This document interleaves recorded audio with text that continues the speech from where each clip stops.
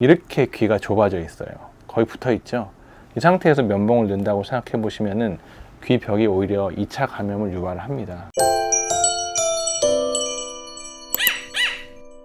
동물병원 내원하는 아이들의 상당 부분이 귀하고 피부병이에요, 실제로. 그래서 이제 보호자분들이 이제 한번 생기면 잘 낫지 않기 때문에 제일 많이 힘들어하는 부분이기도 하고요.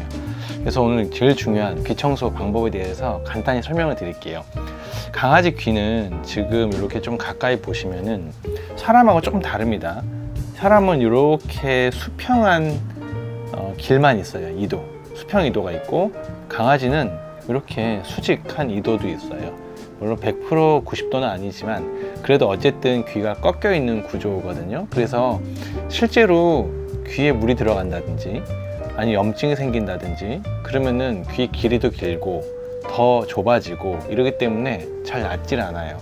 그리고 가장 문제가 되는 거는 재발이 잘 된다는 거거든요.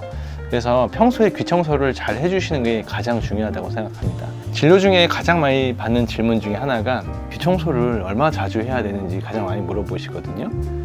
실제로 저는 정상적인 귀라면 일주일에 한 번 정도 해주시는 게 가장 좋다고 보고요. 그 방법은 간단하게 설명을 드릴게요. 귀 세정제가 이렇게 있죠. 시중에 많이 판매되는 세정제입니다. 귀 세정제의 성분은 거의 비슷해요.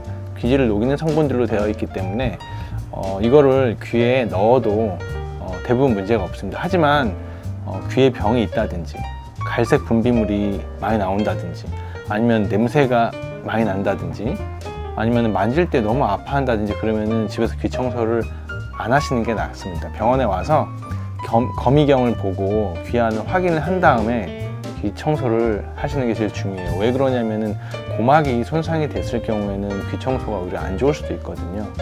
그래서 정상적인 귀일 경우에를 설명을 드릴게요. 귀 세정액을 이렇게 귀에다가 듬뿍 붓습니다. 듬뿍 부으면은 여기에 찰랑거리겠죠.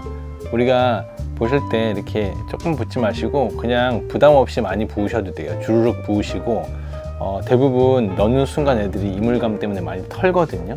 그러니까 이렇게 쭉 붓고 여기에 내 눈에 보일 때까지 찼다고 이렇게 보일 때 귀를 이렇게 좀 잡아주세요. 애들이 털지 못하게, 흘러나오지 않게. 그래서 이 밑을 약간 복작복작 해주면은 뽁짝뽁짝 소리가 날 거예요. 그거를 좀 어느 정도 그대로 당해 두시면은 자연적으로 정상적인 귀지는 다 녹게 되고요.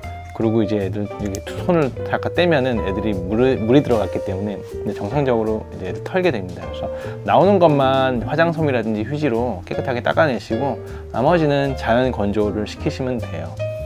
그리고 실제 또 많이 하시는 것 중에 하나가 이제 병원에서는 저희가 이렇게 호셉을 통해서 이렇게 자각솜을 통해 가지고 청소도 많이 하고 보호자 앞에서 하시기 때문에 집에서도 하셔도 되는 줄 아는데 이런 집에서 면봉을 쓰시는 건 저는 추천하지 않습니다. 왜냐하면 대부분 병원 오는 아이들의 귀는 많이 부어있고 좁아져 있기 때문에 이 면봉이 들어가는 것 자체가 상당히 자극적이에요. 실제 귀병이 있는 애들 한번 볼게요. 이렇게 귀가 좁아져 있어요. 거의 붙어 있죠.